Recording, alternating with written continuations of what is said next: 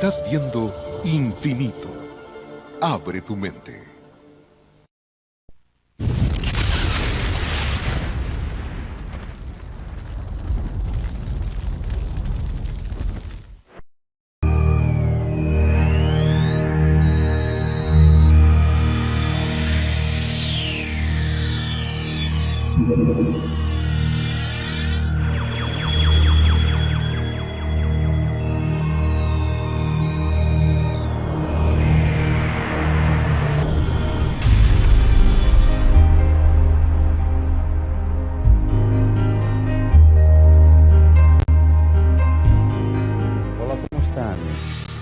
Bienvenidos a este espacio de luz desde el centro del tiempo, donde todos podemos encontrarnos aunados.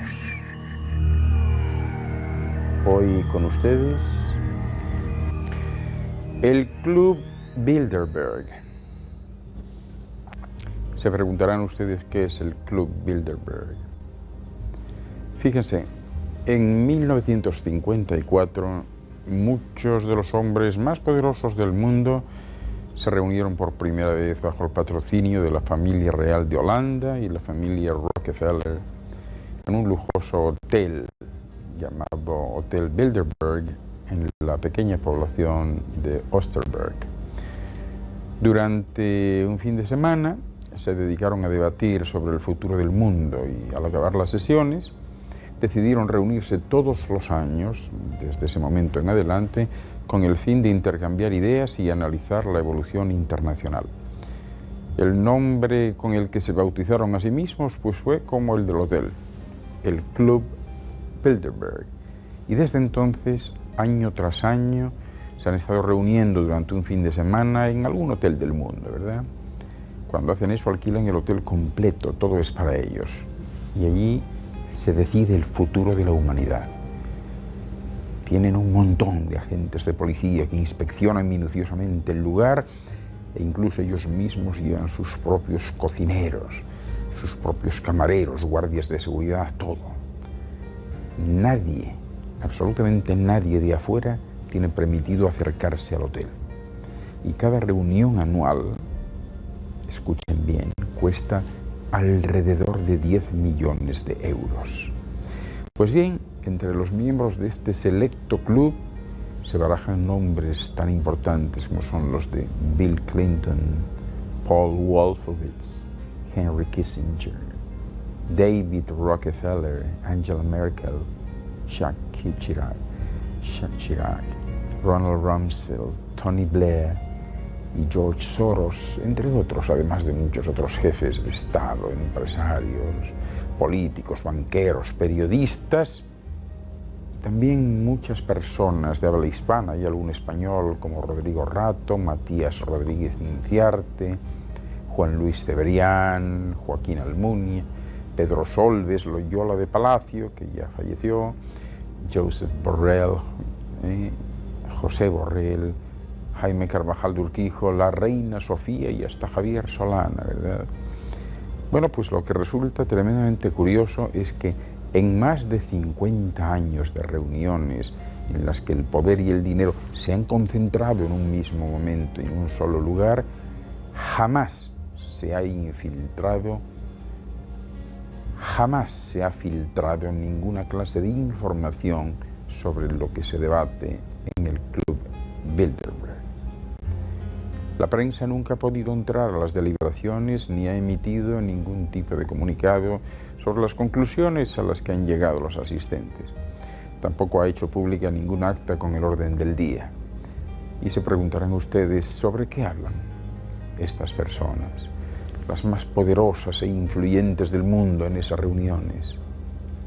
¿Será acaso el Club Bilderberg el gobierno mundial en la sombra?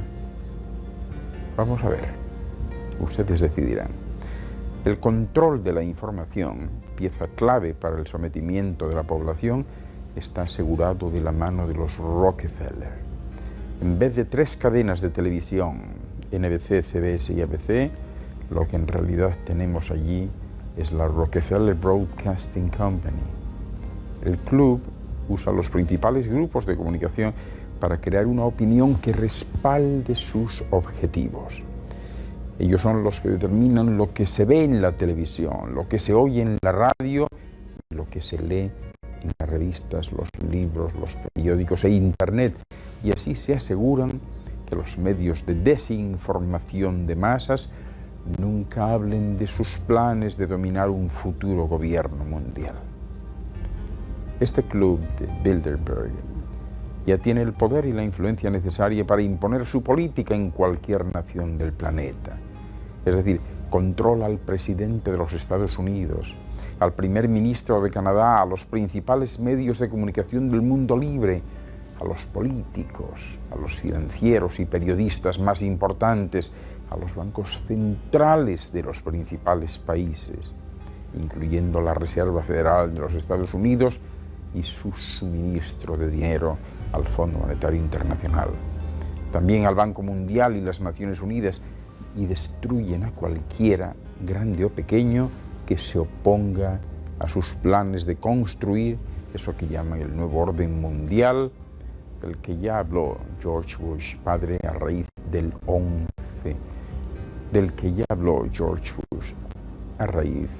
de septiembre. También el presidente Obama lo hizo hace poco tiempo.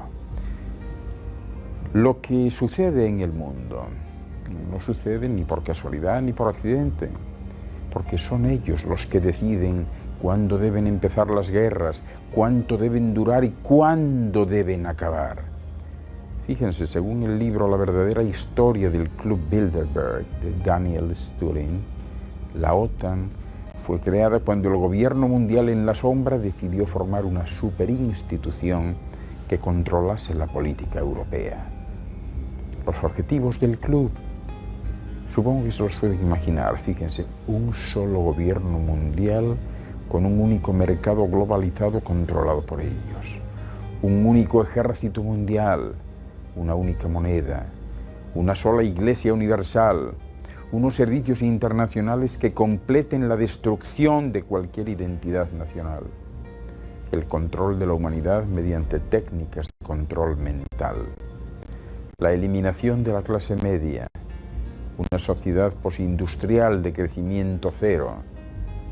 Fíjense que el crecimiento cero es necesario para destruir los vestigios de prosperidad y dividir a la sociedad en propietarios y esclavos.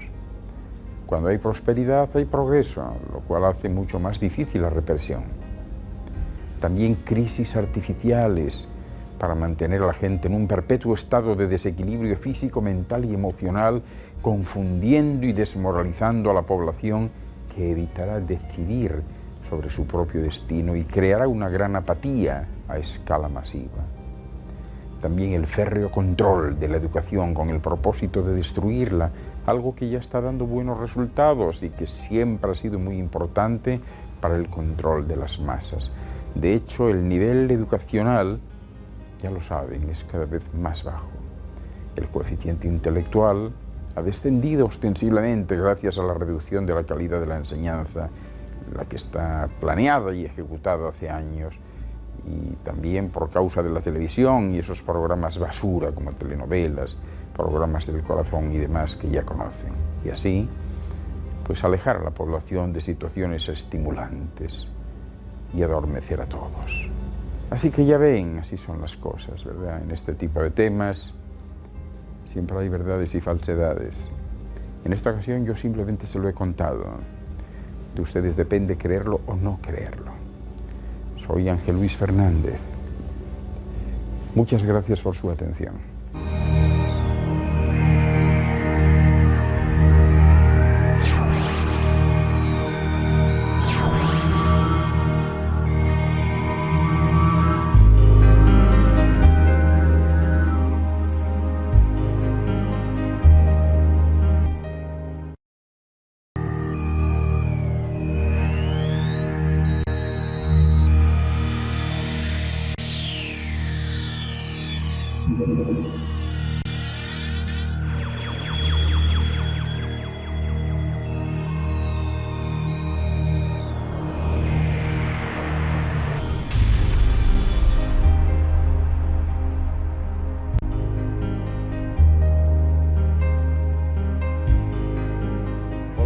están?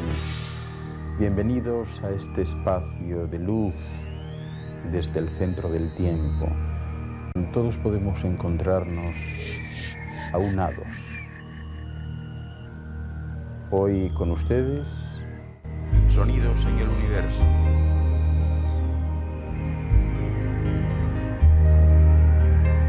Este es un tema más que complicado. Ya saben que el sonido necesita de un medio natural para propagarse y en el vacío sideral no hay nada a lo que pueda agarrarse. Así que por este motivo, casi todas las películas del género, excepto 2001, Una Odisea del Espacio, cometen el error de brindar explosiones y unos rugidos muy potentes de los motores de hiperpropulsión, ¿verdad? Y no se trata de que el silencio no reine en todo el universo. Fíjense, la sonda Huygens, que se lanzó el 14 de enero de 2005 hacia la superficie de Titán, el satélite de Saturno, llevaba un par de micrófonos diminutos incorporados. Titán, esta luna de Saturno, es un lugar bastante ruidoso. Los micrófonos de la sonda grabaron el ruido del viento a lo largo de las 2 horas y media que duró el descenso. Sin embargo, esta no es la primera vez que se perdió todo contacto con la sonda. Hasta ese momento nadie había pensado en colocar micrófonos a la misión Apolo 11.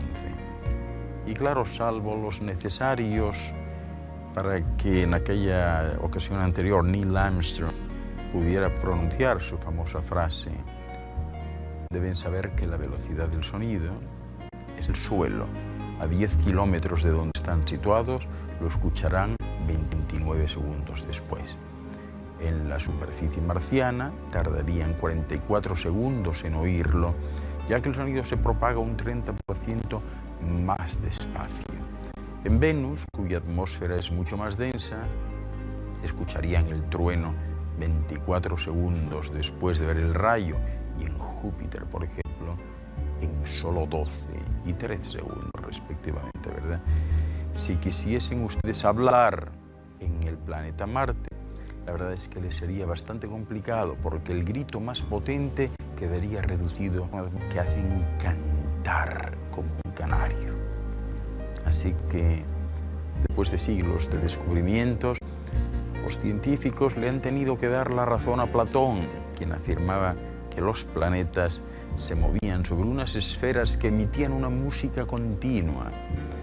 Y es que las galaxias también distribuyen, como la materia de una esponja, todas estas ondas, ¿verdad?, dejando inmensos vacíos entre unas y otras. Fíjense, el astrofísico Jan Nasto del observatorio Tartu en Torrever, Estonia, descubrió que las galaxias y los vacíos entre ellas se repiten cada 390 millones de años luz y dan lugar a una estructura celular.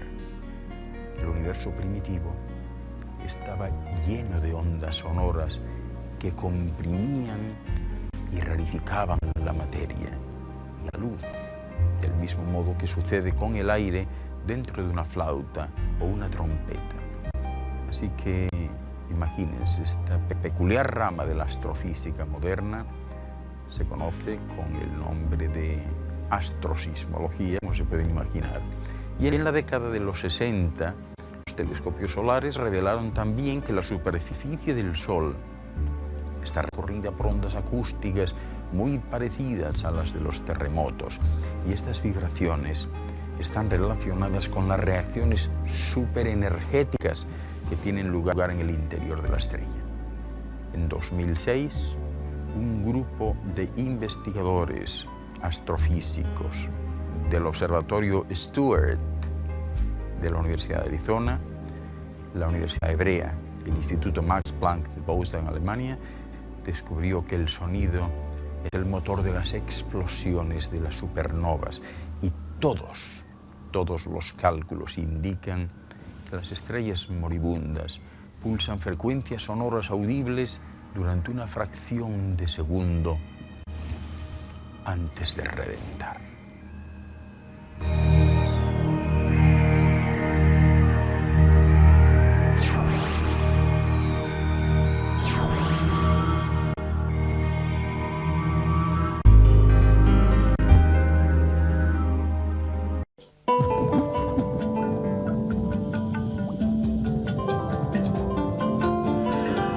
Estás viendo Infinito. Abre tu mente.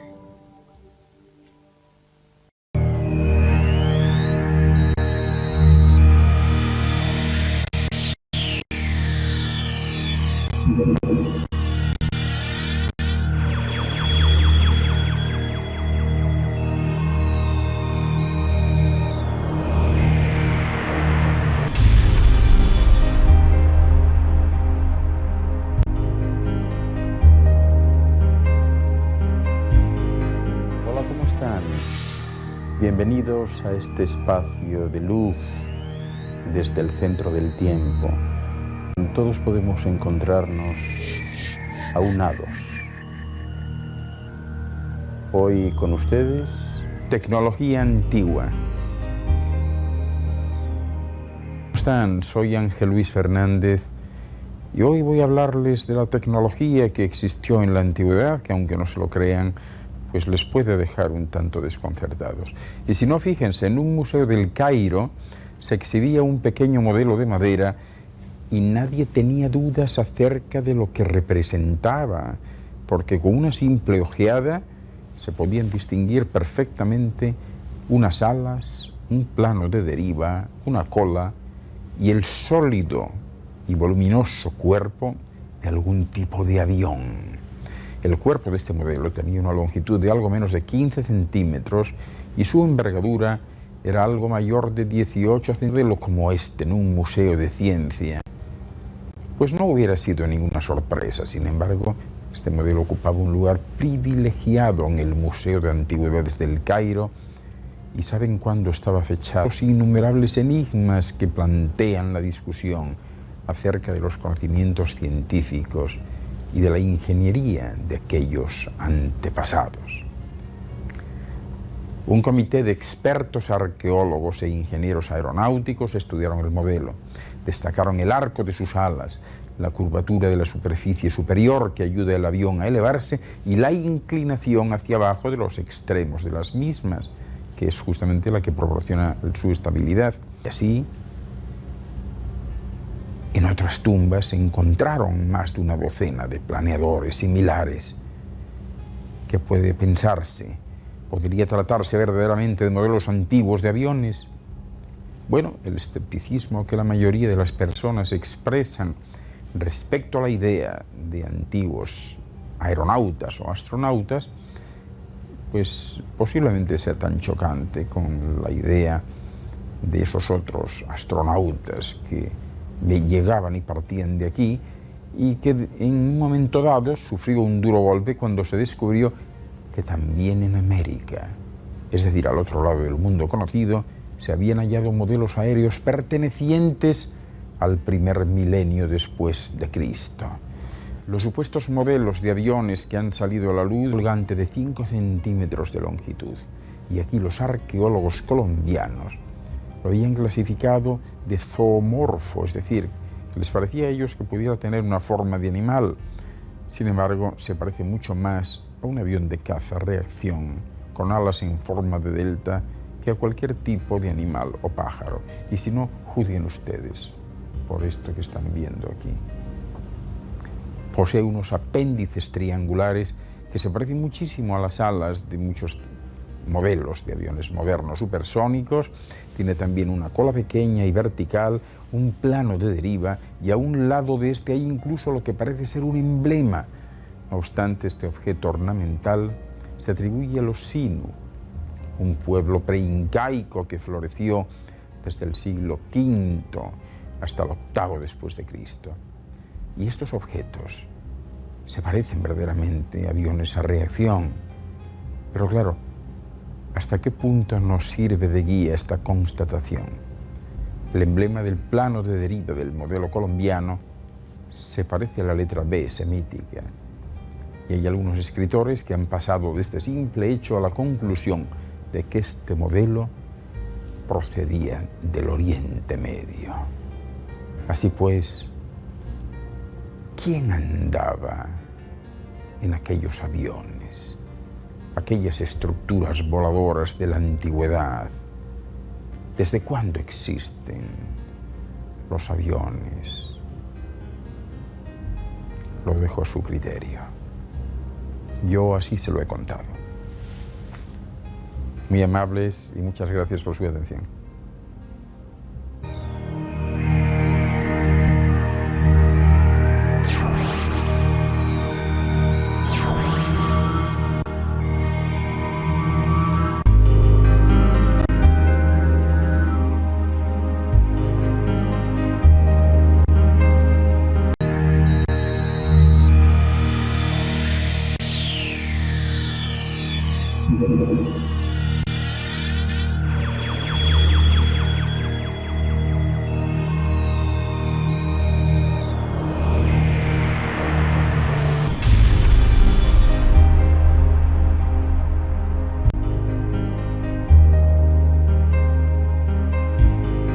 Hola, ¿cómo están? Bienvenidos a este espacio de luz desde el centro del tiempo. Todos podemos encontrarnos aunados. Hoy con ustedes, el vudú.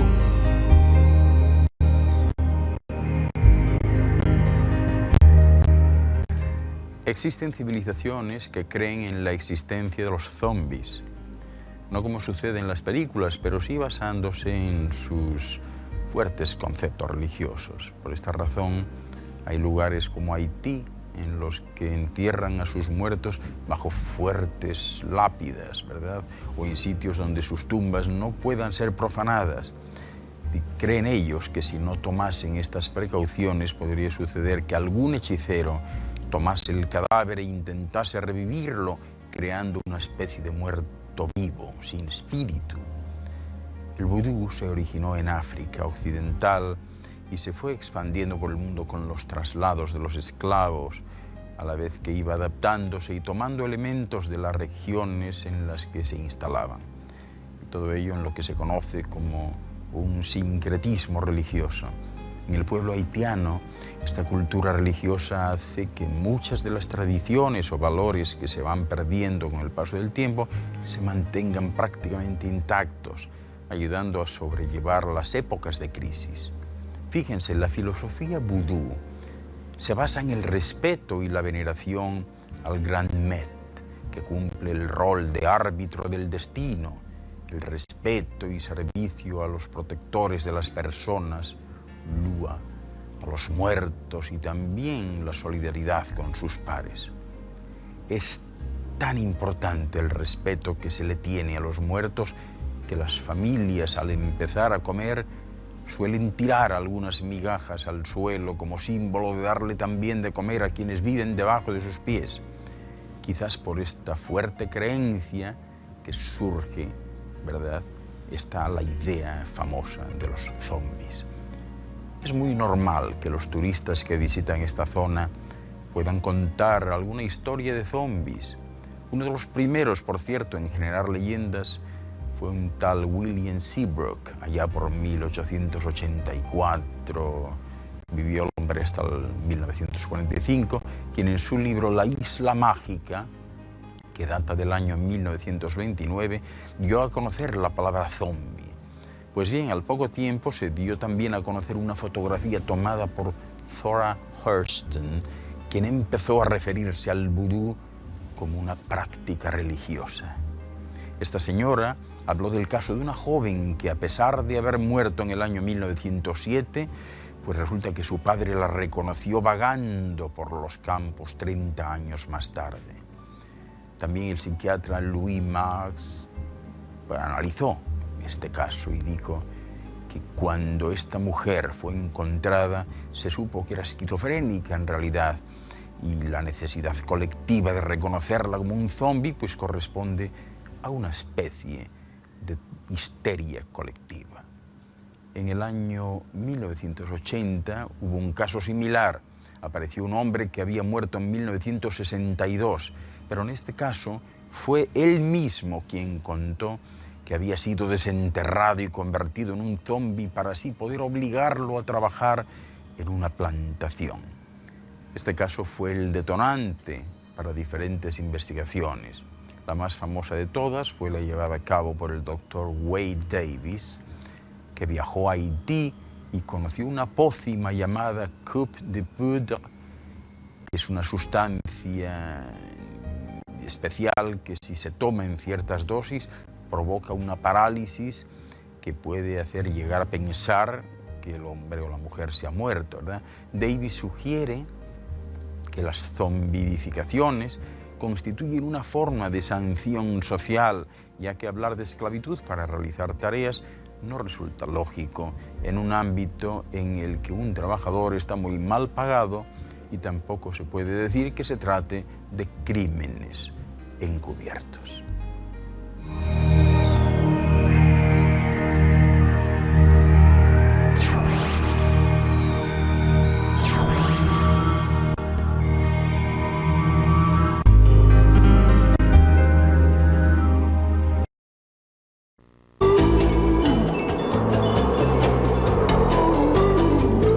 Estás viendo Infinito.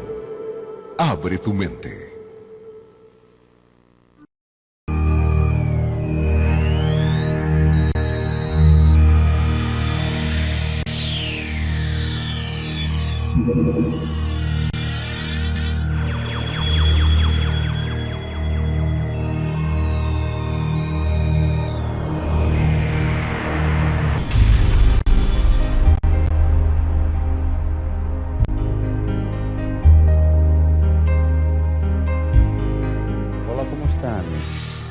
Bienvenidos a este espacio de luz desde el centro del tiempo. Todos podemos encontrarnos aunados. Hoy con ustedes, almas gemelas. La mayoría de las personas pueden tener una o varias almas gemelas. Y mientras mayor es su tiempo de existencia, mayor es el número de almas gemelas. Estas almas, las almas gemelas, pueden estar encarnadas en esta dimensión o presentarse como guías, ¿verdad? Como maestros espirituales en otra dimensión, siempre proporcionando valor y ayudando emocionalmente. Bueno, pues sus almas gemelas les conocen bien y comparten con ustedes muchas experiencias intensas a la vez que les acercan sentimental y emocionalmente. Pero fíjense, lo que se experimenta al producirse el encuentro con su alma gemela, la primera vez que ocurre dicho encuentro, o en un tiempo posterior, puede manifestarse con algunas emociones muy especiales, como puede ser sentir una energía frenética, o sentir que su corazón deja de repente de latir, o una sensación que se transmite por toda la piel, y otras manifestaciones emocionales y físicas que manifiestan la intensidad de su deseo interior de estar con esa persona para siempre.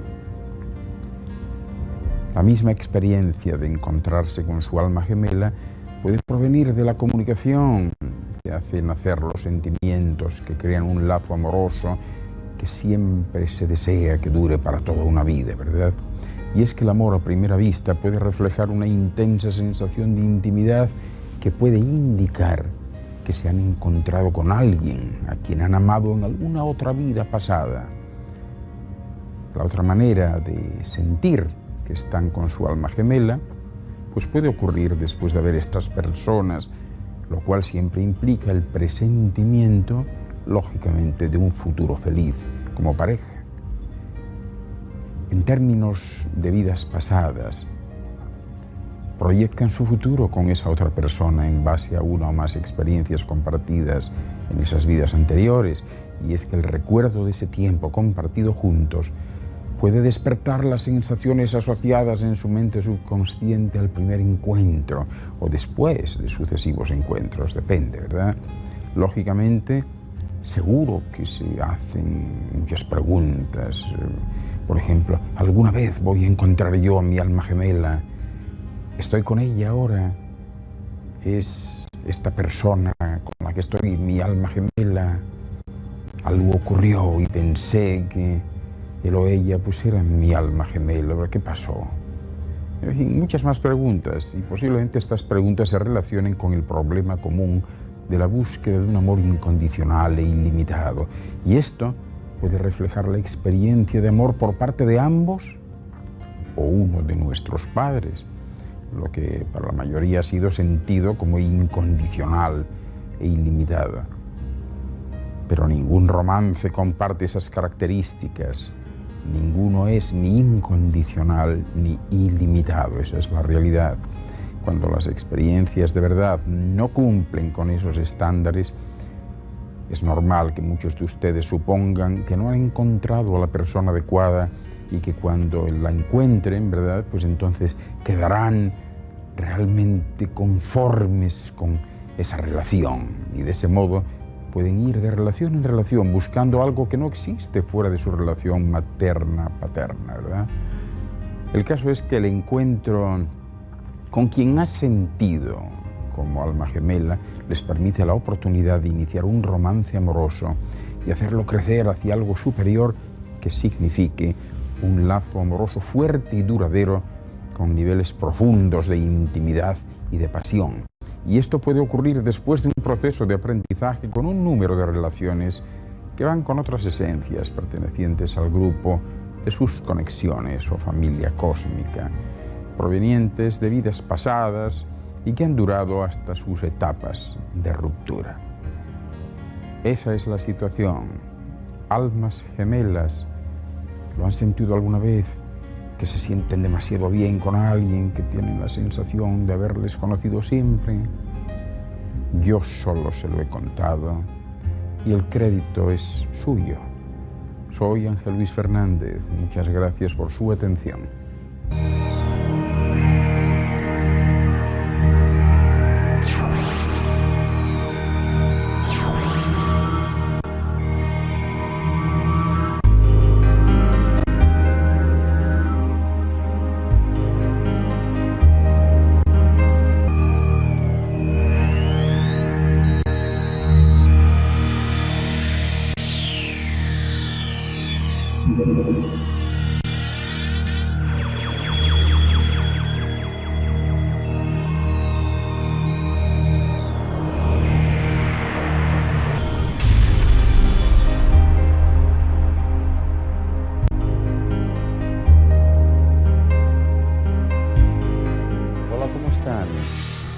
Bienvenidos a este espacio de luz desde el centro del tiempo.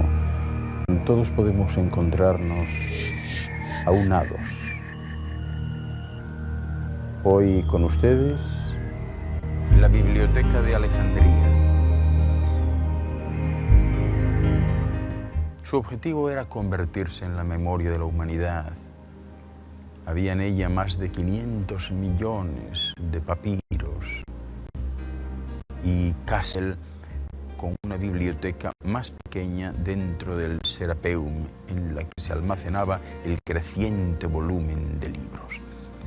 El motivo y la forma en que fue destruida semejante obra es aún desconocida, aunque se cree que la biblioteca sufrió un incendio en el año 47 a.C., que fue atribuido a Julio César. Pues bien, cuando arribaron los árabes, ya no quedaba nada. La espectacular biblioteca actual fue inaugurada en el año 2002. Se encuentra a unos 200 metros de la supuesta ubicación de la antigua y fue diseñada por el grupo de arquitectos noruegos Snohetta. Tiene 11 niveles, 4 de ellos se encuentran bajo tierra y de momento alberga unos 550.000 libros, a pesar de tener capacidad para albergar hasta 8 millones de textos. ¿Qué les parece?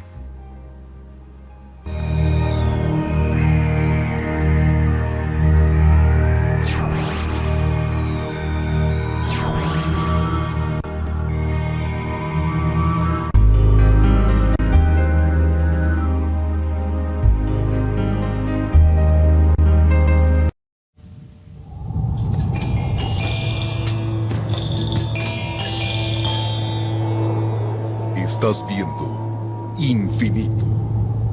Abre tu mente.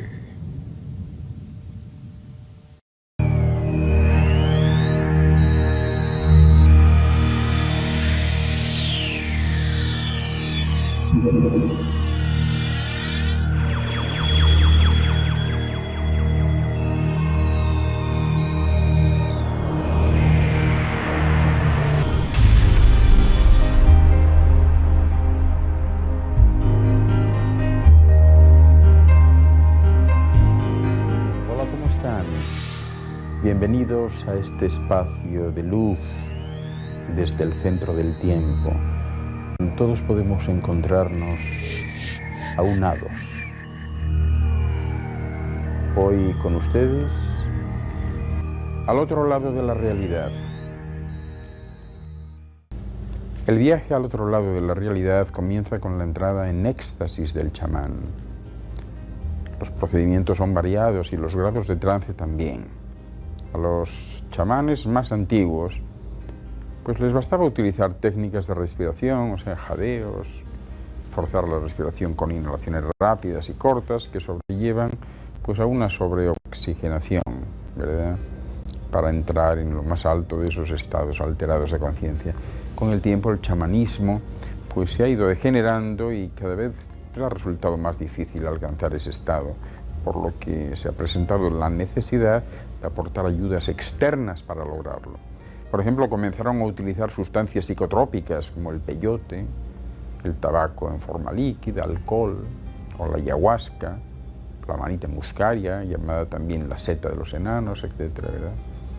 Y también recurrían al uso de danzas o instrumentos musicales, tales como las maracas o el tambor. Pues bien, en el norte y centro de la India, el tambor fue sustituido por una criba llena de granos de arroz que el mago agita para producir el ritmo adecuado. De hecho, está demostrado científicamente que el ritmo de los instrumentos de percusión afecta enormemente al sistema nervioso central, por eso lo usan. El sonido del tambor induce al chamán a entrar en trance automáticamente. Cuando comienza a oírlo, su mente asocia el estado de éxtasis con el sonido. Un sonido que es como el trote de un caballo. Y así considera el chamán a su tambor como una cabalgadura mágica que le sirve para penetrar en el lado invisible de la realidad. A veces también lo llama su canoa, capaz de llevarle por océanos de mundos desconocidos. Pero sobre todo es su corcel, que le ayuda a viajar por un universo ajeno al resto de los seres humanos. Para la gran sesión se necesita estar en completo trance y para ello el chamán se prepara por abordarla con ritos de purificación durante días o a veces semanas.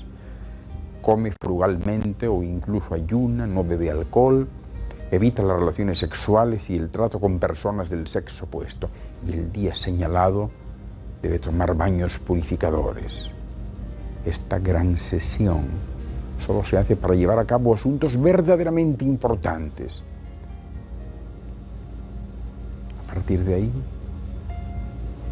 se subliman, se van, entran en éxtasis, acceden a otros planos de la realidad.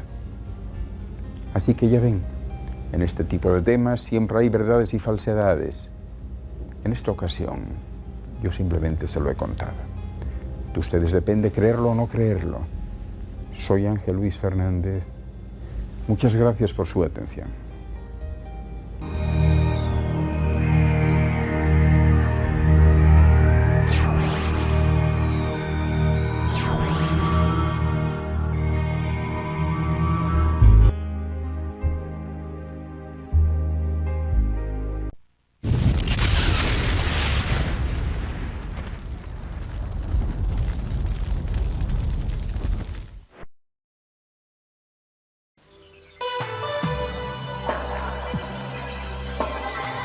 Usted está viendo Infinito.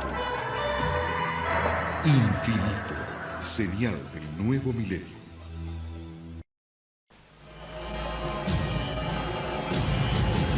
Cada minuto, de cada hora, de cada día, ocurren eventos inexplicables. Incidentes, fenómenos, encuentros, ritos, experimentos. Cada día, cada hora, cada minuto, cada 60 segundos, se revela una vida llena de misterios. Ahora un canal trata de dar luz a todo. Un canal que indaga los misterios del universo. Un canal que se aventura en territorios desconocidos. Un canal que explora las preguntas que definen nuestra existencia. ¿Estamos solos en el universo? ¿Existe la vida después de la muerte? ¿Quién construyó las pirámides? ¿Se puede predecir el futuro? ¿Podemos mover objetos con nuestra mente? ¿Existe el infierno? ¿Se acabará el mundo en el año 2000? ¿Es la historia una gran mentira? Para cada pregunta hay una respuesta, pero ¿hasta dónde estamos dispuestos a llegar para encontrar la verdad? Desde Machu Picchu al Chupacabra, desde los aztecas al zodíaco, desde los extraterrestres a los ángeles. Esto es Infinito, un viaje hacia lo desconocido, una exploración de lo inexplicable. Ningún lugar es muy remoto, ninguna pregunta muy extraña, ningún misterio está fuera de nuestros límites. Escuche lo inesperado, descubra lo oculto, experimente lo desconocido. Infinito, señal del nuevo milenio.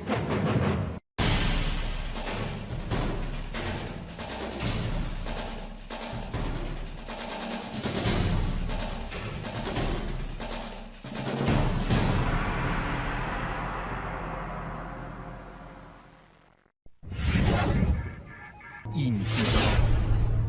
Abre tu mente.